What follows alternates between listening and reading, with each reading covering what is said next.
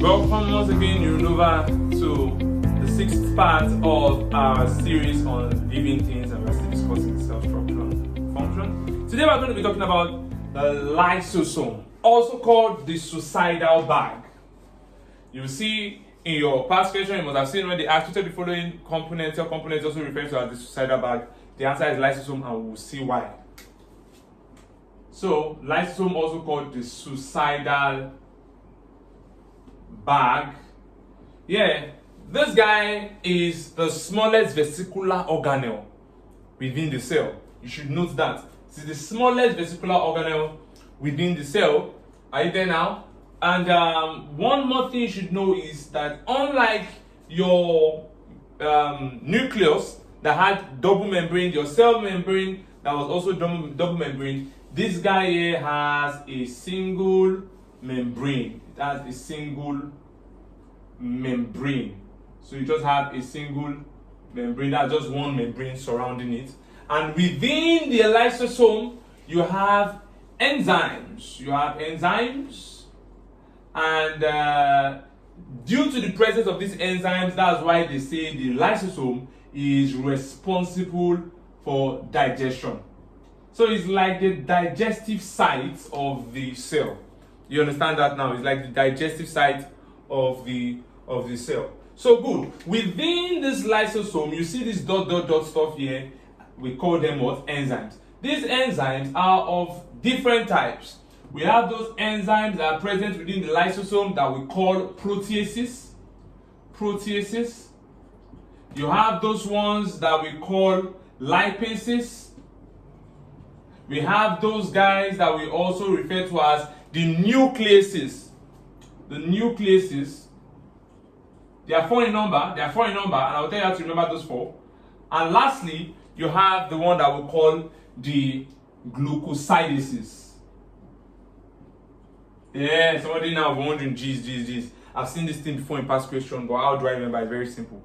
First thing you ask yourself is, what are the biological molecules that you have? The biological molecules that you have basically are four. And what are they?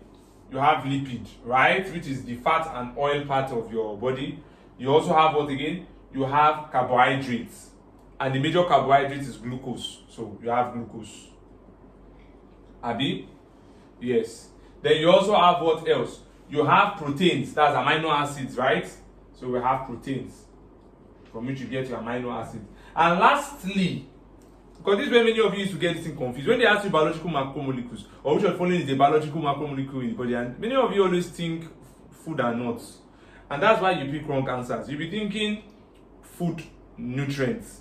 And then you'll be wondering, oh, carbohydrate, fat and oil, protein, mineral salts. Before you know it, from that mineral salt, vitamin, you're already thinking wrong.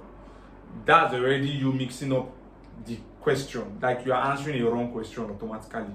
Because when you talk about biological macromolecules, you're talking about the molecules that are found in your body.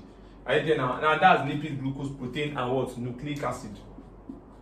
Nucleic acid. So now, look at these names. They are identical. Proteases, from the word protein.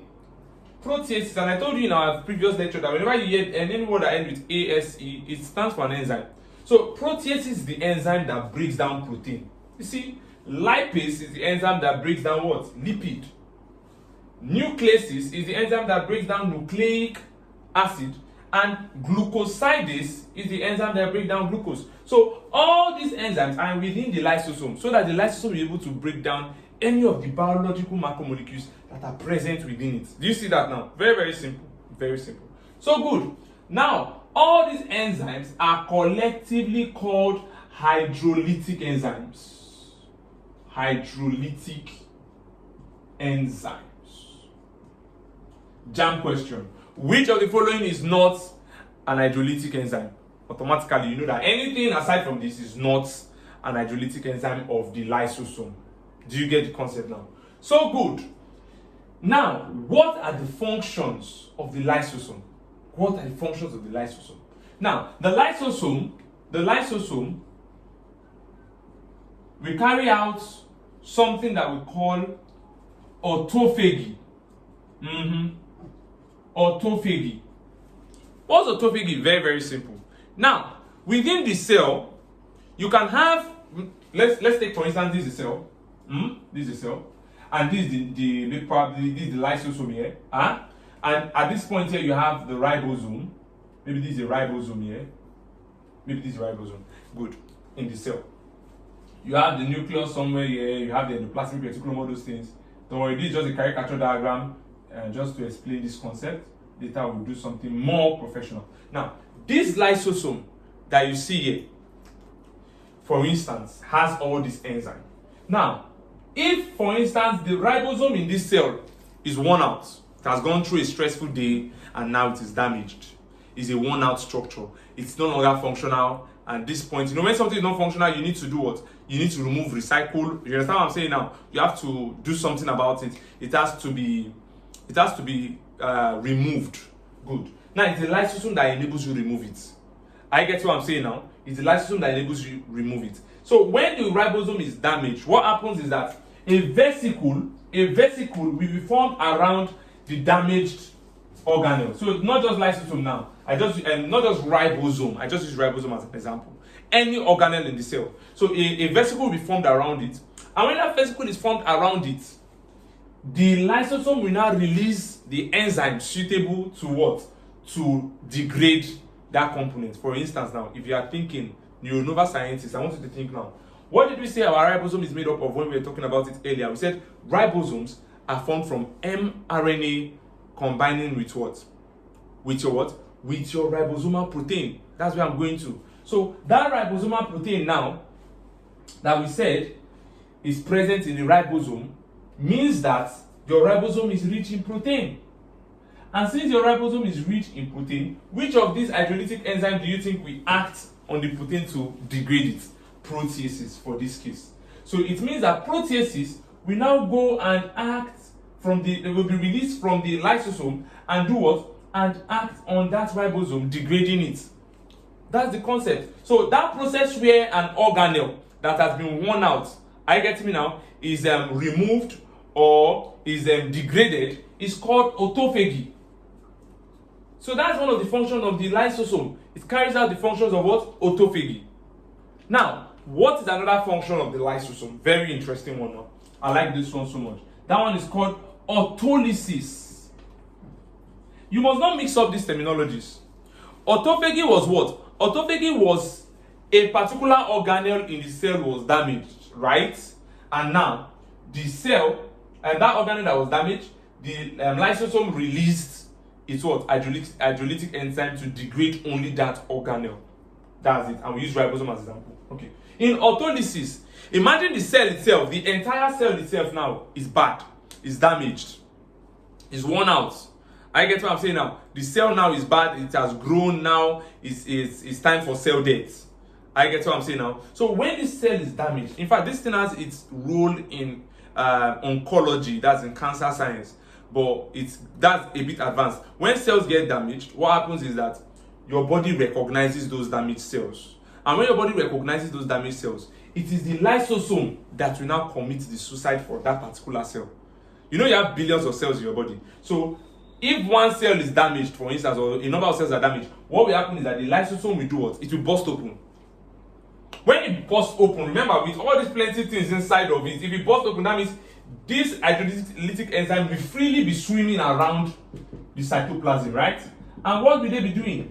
They will go and start degrading all the biological molecules in the cell, all the organelles that have biological molecules. And when they start disintegrating all those things, what's happening? You are destroying that cell.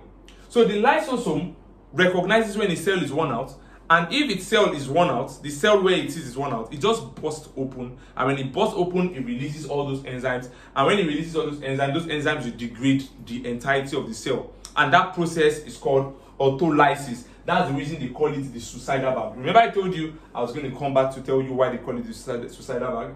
That's why. Because when the cell is worn out, it's the one that kills itself. It's the one that kills the cell where it was present. So that's how it works. Burst open, release enzyme, and that degrades the cell completely. That's the function of the lysosome. One last thing the lysosome does is that it does digestive function. You understand that now? So maybe there is a material that comes into the cell, it degrades those material. So it's not as if it only degrades organelles. That's what we're trying to say. So it also degrades those materials. So that is that for the concept of lysosome. So you need to remember that the lysosome is suicidal bag by nickname. You need to remember that it has one membrane organelle. You have to remember that there are enzymes inside of it. You have to remember that those enzymes are called hydrolytic enzymes of 4 types. Proteases, which will what? Degrade protein. We have lipases, which will degrade lipid. We have nucleases, which will degrade nucleic acid. And then we now have glucosidases, which will degrade glucose. And we explore the functions of the lysosome. We'll talk about autophagy, remember, where the lysosome is destroying worn out organelles. And then autolysis, where the lysosome is becoming self-destructive to the cell by busting open, releasing its enzymes, and the enzymes start degrading the component of the cell. In fact, that process of autolysis is what initiates what we call natural cell death. That's what initiates natural cell death. You must have heard of natural cell death, right? It's what initiates natural cell death, which is also called apoptosis. Apoptosis. Remember, cell death are of 2 types: necrosis, apoptosis. But for now, what this autolysis really links up to is the natural cell death, apoptosis. Yeah. So that was what we concluded in this lecture, and that's all for lysosome. I need you guys to do yourself a favor of making sure you take note of these stuff, study them very well for your JAMB exam, even very contributive to YX students and other broad advanced exams. You understand that now? So do well to make sure you subscribe to our channel so that whenever we make videos like this, you have access to it, and also click on the notification bell. As well, do well to comment on the comment section down below in case you have questions, and we'll respond to you duly via videos or theoretical responses.